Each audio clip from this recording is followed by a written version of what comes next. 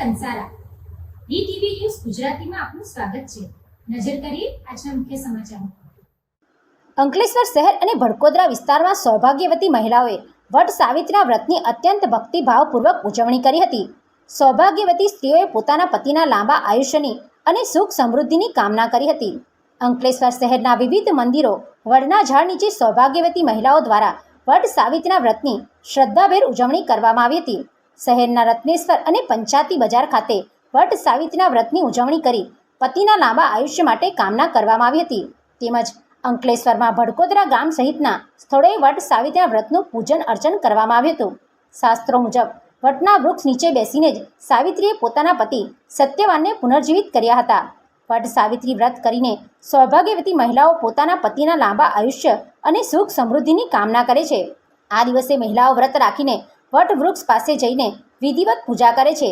આ સાથે જ વટ વૃક્ષની પરિક્રમા કરે છે।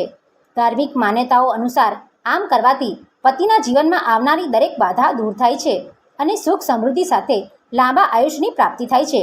વટના વૃક્ષમાં બ્રહ્મા વિષ્ણુ અને મહેશનો વાસ છે તેવી પણ માન્યતા છે।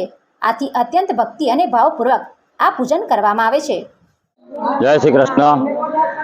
દર વર્ષની જેમ આ વર્ષે પણ સૌભાગ્યવતી બહેનોએ પોતાના અખંડ સૌભાગ્યની પ્રાપ્તિ માટે વટ સાવિત્રીનું વ્રત કરીને ભગવાન ધર્મરાજાને અને બ્રહ્મા સાવિત્રીને પ્રસન્ન કરવા માટે ફળ ખાઈને આજના દિવસે સૌભાગ્યવતી બહેનો વ્રત કરે છે, જેથી કરીને એમના પતિનું અને બાળકનું દીર્ઘાયુષી પ્રાપ્ત થાય છે।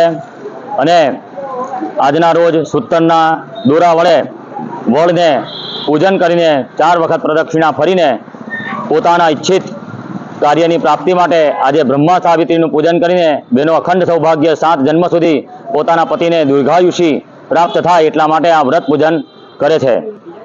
દેહી સૌભાગ્યમ આરોગ્યમ દેહી મે પરમ સુખમ રૂપમ દેહી જયમ દેહી યશો દેહી દિશો જહી। Pintu Modi, DTV news, Ankleshwar.